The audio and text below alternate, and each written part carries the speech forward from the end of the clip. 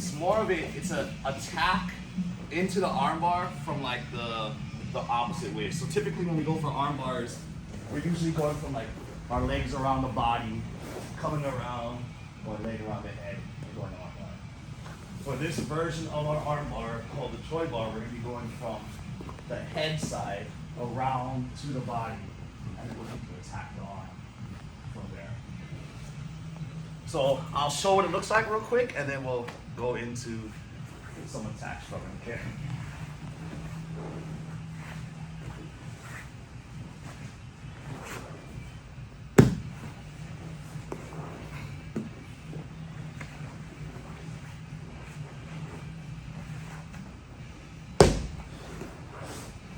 Okay, so let's talk about what's kind of happening here.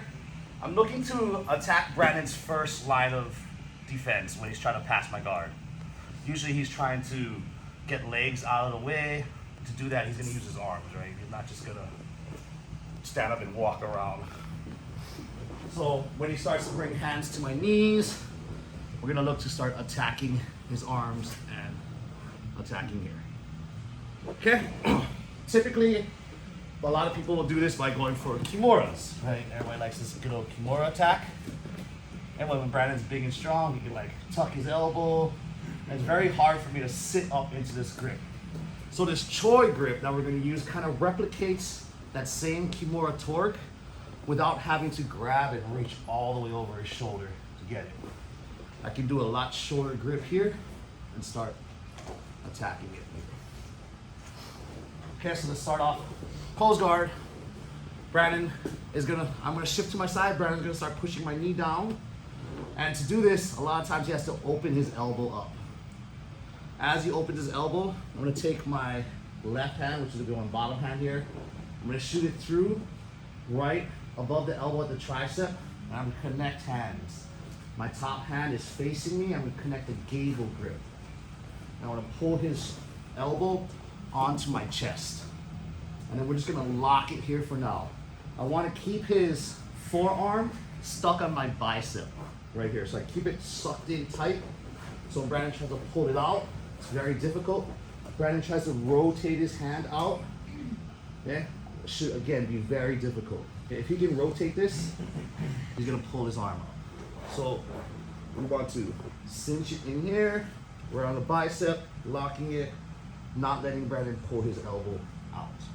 Okay, so that's just gonna be our first kind of entry into the move. So we're in close guard, we're gonna start cheating to one side. Brandon starts pushing that knee. I'm gonna take my bottom hand, because I'm on my side, reaching through right above the elbow, connecting my gable grip, pulling the elbow to my chest. Again, trying to keep the forearm on my bicep. For now, let's not let it go onto our shoulder. And then we're gonna keep it locked right here. All right, so we'll try that out real quick and then we'll move on from here. And our whole goal is keeping hands tight to my stomach here. I wanna like bring my hands to my gut and I keep everything tight. I can't have space in here. If I have space, again, Brandon's gonna rotate and get that arm out. So I just keep it locked tight in here. And then try to rotate his arm. Very difficult. Okay, let's try this out. We'll get here, we'll walk around, we'll help you out, and then we'll move on. Got one. How you guys do that? I'll do it. 1, 2, 3. Yeah. We can do like a kimura, kind of break him down and then shoot through too. So those are just different types of grips. Brandon was asking me, can I use like butterfly grips and can I modify these grips a bit? For sure. Yeah, I like this gable grip, just keeps everything tight. I have long limbs, so a lot of times I'll shoot even more and do what we call like a butterfly grip. It's the same grip, I'm just like feeding my hands a little bit tighter. So again, elbow away from the ribs. Just that alone puts a lot of torque on the shoulder. Okay? And again, now elbow higher than the shoulder. From here, we're looking for that crunch. Now this top leg, if I want to start looking to roll him over, I can start feeding this foot in and getting my butterfly hook in. Okay, so we're gonna do that again by bringing my heel to my butt, swiveling my toes inside here, then we can start getting our butterfly. If Brandon's arm is kind of tucked inside, then I can butterfly sweep him over. Okay. We're not gonna worry about that though, we just wanna take his arm off. So as I start to extend a little bit, Brandon's gonna put this hand on the mat, just kind of hold himself up so he doesn't get rolled over. Good posture, good idea. Okay, now this butterfly hook is gonna go from his leg, see how it's under his thigh, to shooting across to his far hip. Now I'm gonna extend this leg as I take my hips out from underneath Brandon. All right, so it's gonna be like the most complicated part of the move. Again, when I'm out here, I'm keeping that elbow away from the body, lower, keeping everything clamped in. I don't want to just let Brandon posture up and get out of here, right? When he's gone. So I gotta keep hands tight to my stomach, keeping them broken down. Okay, now that this leg has gotten out, it's gonna come over the top, kill Brandon's posture. Brandon's gonna try to get his head up here. I'm gonna bring my leg over his back and just heavy leg to kill his posture. Once his posture is broken, then I take the time to swim my leg over the top. And then for now, we're just gonna figure 4 our feet. Our top leg's gonna come over, and we're gonna triangle inside our bottom leg. I like to do this because now when my 2 legs are connected, Brandon has to carry the weight of both my legs and my hips. When I don't connect feet, you guys can't really see through this hole over here, but I don't connect feet, Brandon's only really carrying the weight of my top leg. It's a little easier for him to posture, so I just connect, kind of pinching knees, making that much harder for him to lift up and out of here. Okay, so one more time.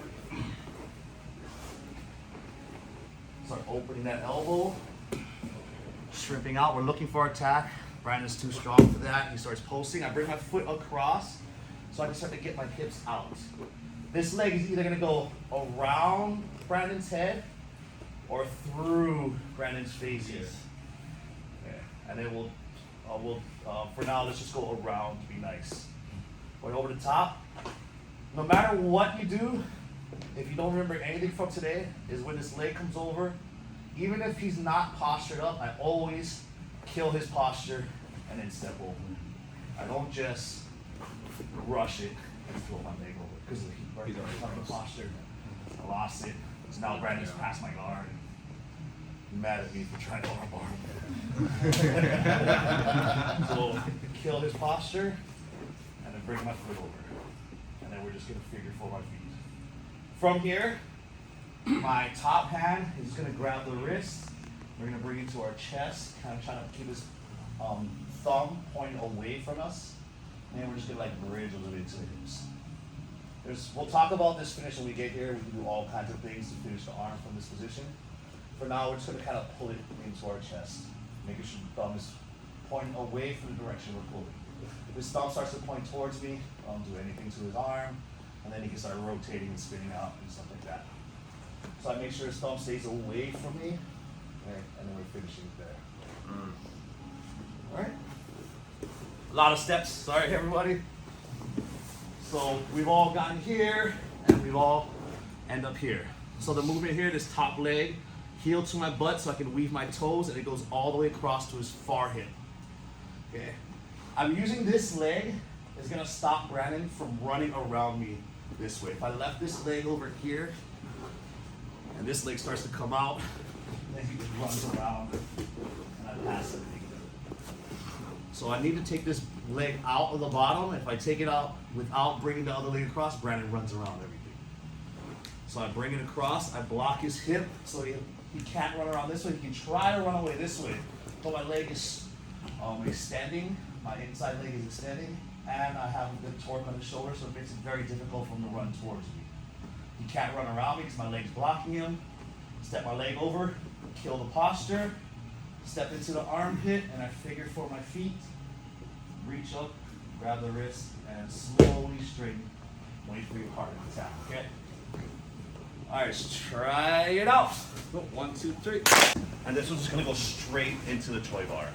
It's gonna be more for like an open guard type of game, or I like to play a lot of legs on the outside. So whenever I'm playing legs outside of Brandon's when he's trying to pass, exactly, he has to start to rotate around. So I need to push my knee down, or he'll run around me and start trying to push my knee out of the way. And again, look how his elbow's right there, giving me avenue to start attacking his arm. Okay, so we're gonna go from more open. He's gonna go to push my knee through. We're gonna try to get our foot to our hip as we extend. And then this knee, I'm gonna bring this knee in front of Brandon's head here now. Okay, again, keeping everything clamped. This foot now, after I've used this foot to get his arm away from his body, it shoots across, again blocking his hip, before this leg starts to kill his posture, and then come over the top. And then we're right into our Choi bar. Now let's talk about the finish on the arm. If I can almost just grab his hand, and without even doing like a perfect arm bar, keeping his thumb point away from me, and just start taking his arm up over my body here. Okay, it'll be a kimura, it'll be an arm bar. Sometimes I don't really care, and I'm just gonna pull his arm off. But I can't let him turn his thumb into me and start rotating. So, okay, his hand turns this way, then I can't destroy his arm anymore. I want it to be either kimura or arm bar. So I keep it turned away. I can either bridging into me. Sometimes when I bridge into me, my own body's into the way and I can't really break his arm off, right? Or put enough torque on it to make him tap. So I start taking it over into this free void of space here, right? And that's where I'm gonna get really strong breaks. Again, we're not trying to hurt our partners here, but I have to, especially rolling with Brandon, and when Brandon rolls with me, you have to put a real threat on them, okay? If I'm just here and this is as hard as I can go, Brandon's gonna stay here all day and escape, okay? I need to make Brandon think that if he stays here, his arm might get hurt, so he'll think about tapping. Okay? So again, we're gonna just take it up and over, okay? Into our body, keeping the thumb point away, over into space. All right, so one more time. Knees to our chest. He's trying to see how he kind of opens his elbow. I'm gonna look for that same grip, bring my foot to stop him for a second. Okay, so I can start to pull that elbow in. This leg is gonna come in front and block his head. That's keeping him from running around the side. Keeping him from running around this side for now, right? Then now this leg is gonna switch over again to stop him from running around as this top leg comes over. If I keep this leg on this side, as I bring this top leg over, Brandon's just ducked under, boom, and now I'm in a terrible spot. Okay, so we have to avoid that as much as possible. We have to be very aware that he wants to run around me. So we have to, one, keep his arm broken down in this awkward position. Okay, knee again, blocking him for bringing his head to me. And then now we can good kill the posture. Leg steps over, heavy legs. Okay, again, I don't want knees pointing to the sky. It's gonna help him bridge up and stuff.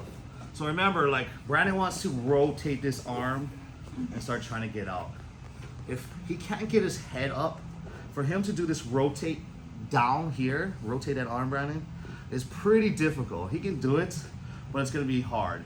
If he can get his head up, he can rotate this much easier and start changing angles and getting arms out, right? So I wanna keep that, again, broken down while we look to hit our finishes.